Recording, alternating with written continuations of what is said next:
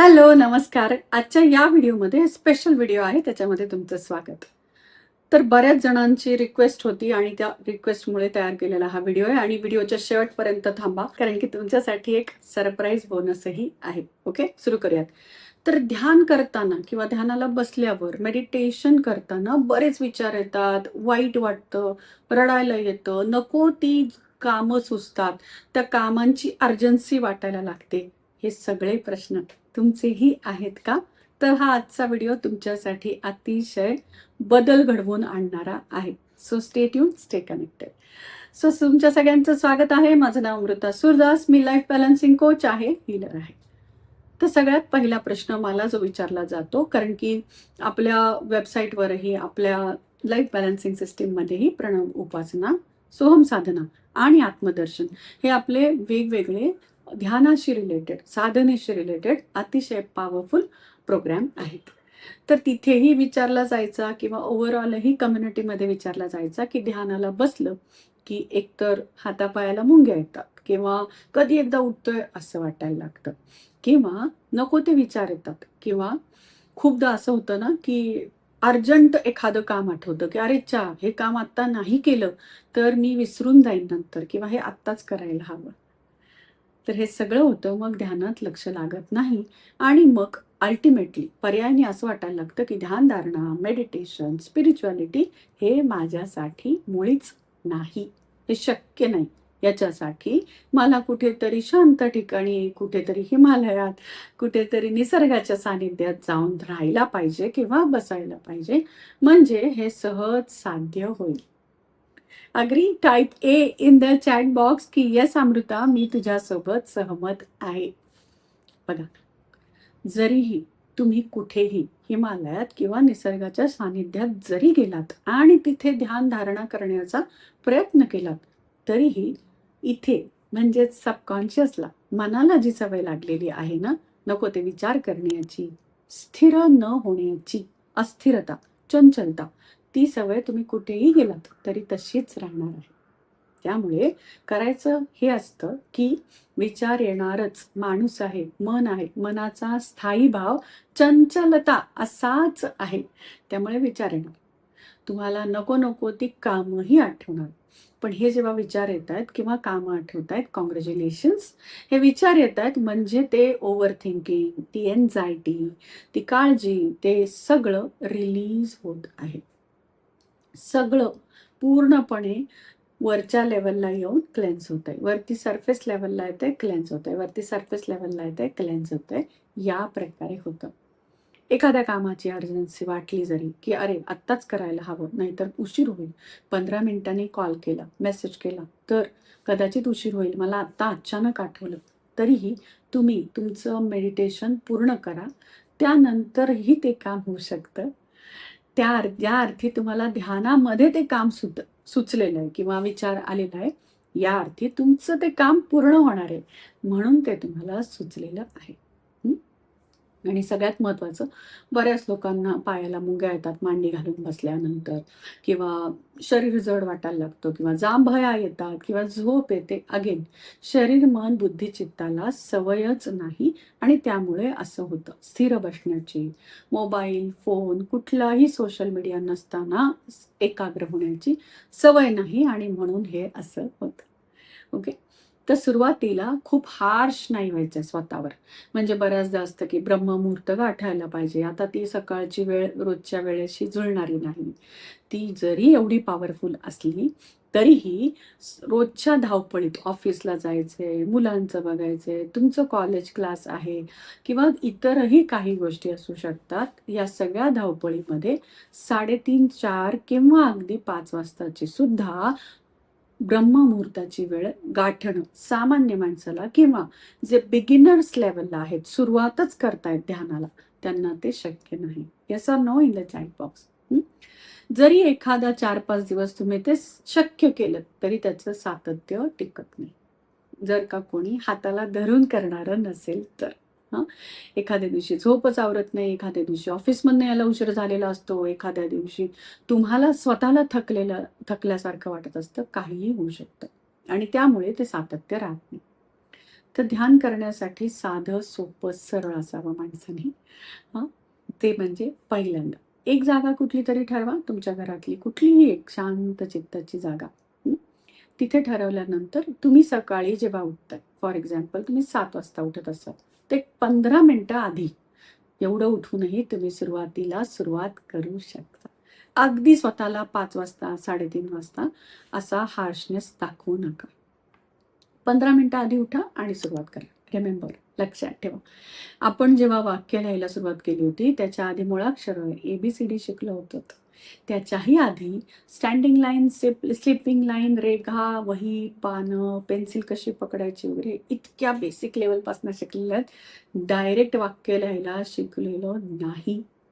तसंच ध्यानामध्ये जर का जायचं आहे, तर त्याचा नियम आयाम बघायला पाहिजे. माझ्या शरीराला कितपत झेपतंय, मला कधी जमतंय, 15 मिनिटं आधी लवकर जमतंय का? Okay, good. मग एक 8 दिवस केल्यानंतर मी त्याच्यापेक्षा अजून 15 मिनिटं आधी लवकर उठेन. मग थोडे दिवसांनी असं करत मी फ्रेशली 5 वाजता, 4:30 वाजता जेव्हा मला शक्य आहे, तेव्हा उठून ध्यानधारणा करू शकतो किंवा शकते. इतका सोपा नियम ठेवायचा आहे. म्हणजे तो सहज कन्सिस्टंटली पाळला जाईल. क्लिअर? चलो. तर आता येऊयात, की मेडिटेशन करताना सगळे नियम पाळावे लागतात आणि ते मला शक्य नाही. मग तिथेही माझा राग होतो, चिडचिड होते, आजूबाजूचे आवाज करतात किंवा घरातलेच आवाज करतात आणि मग मला शांत वाटत नाही. तर तोच तर अर्थ आहे ध्यानाचा. कितीही गदारोळ असला तरीही आपल्याला शांत, स्थिर होता आलं पाहिजे. हां, तर खरा योगी कोण आहे? जो खूप आवाजात सुद्धा स्वतःला स्थिर करू शकतो. तो खरा योगी आहे, खरा ध्यान करणारा आहे.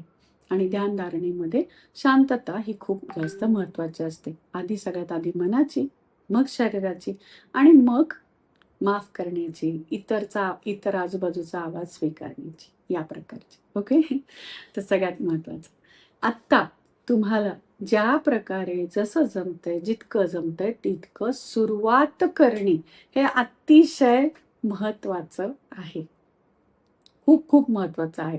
सुरुवातच नाही केली तर ते पुढे जाऊन नीट, व्यवस्थित सातत्य त्याच्यात राहत नाही. कारण की ते खूप अवघड करून ठेवलं तर त्याला सहजता येत नाही.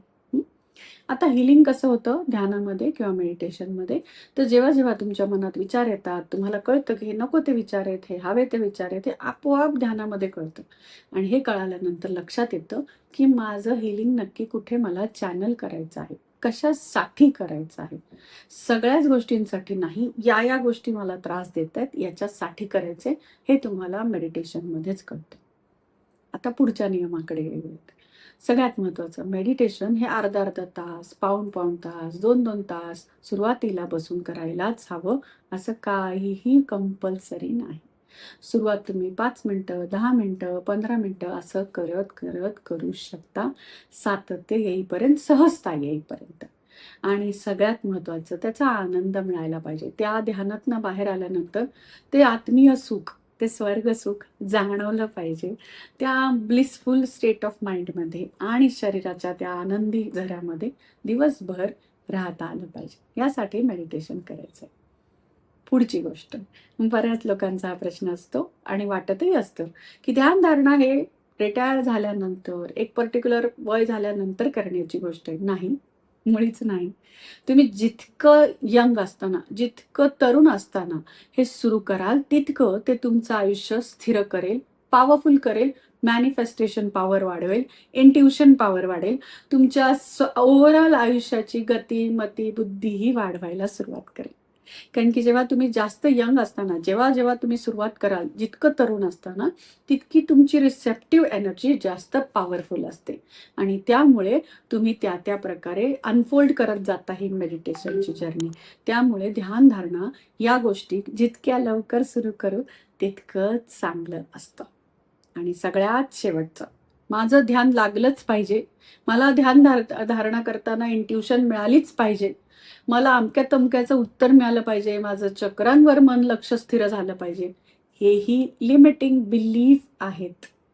हे सरेंडर करायला पाहिजे माझं ध्यान झालं पाहिजे. 15 मिनिटं, 5 मिनिटं, 10 मिनिटं, 20 मिनिटं, 25 मिनिटं का होईना मला स्थिर होता आलं पाहिजे.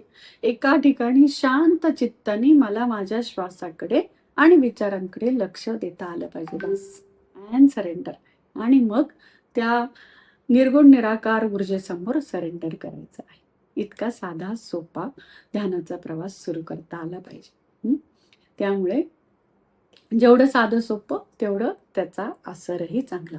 हे जे लाईफ बॅलन्सिंग सिस्टीममध्ये तुम्ही वेगवेगळ्या लोकांचे शेअरिंग बघता, संसाधनेचा हा रिझल्ट आला, प्रणव उपासनेचं हे शेअरिंग आहे, आत्मदर्शनमुळे असं झालं, त्याही लोकांनी ही सहज साधी सोपी साधना पॉवरफुल केलेली आहे आणि त्यामुळे हे इतके चांगले रिझल्ट किंवा एवढे चांगले अनुभव त्यांनाही मिळतात आणि त्याच्यामध्ये गोडीही निर्माण झालेली आहे.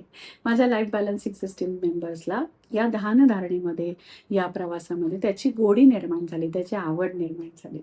हां, तर आता मी जसं सुरुवातीला सांगितलं होतं त्याप्रमाणे एक मोठं सरप्राईज, एक मोठं अनाउन्समेंट.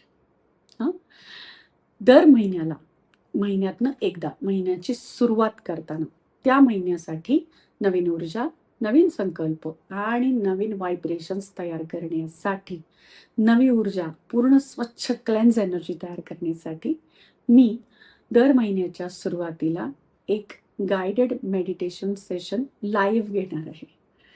पण ते कोणासाठी आहे? ज्यांनी ज्यांनी व्हॉट्सॲप कम्युनिटी जॉईन केलेली आहे त्यांच्यासाठीच असणार आहे.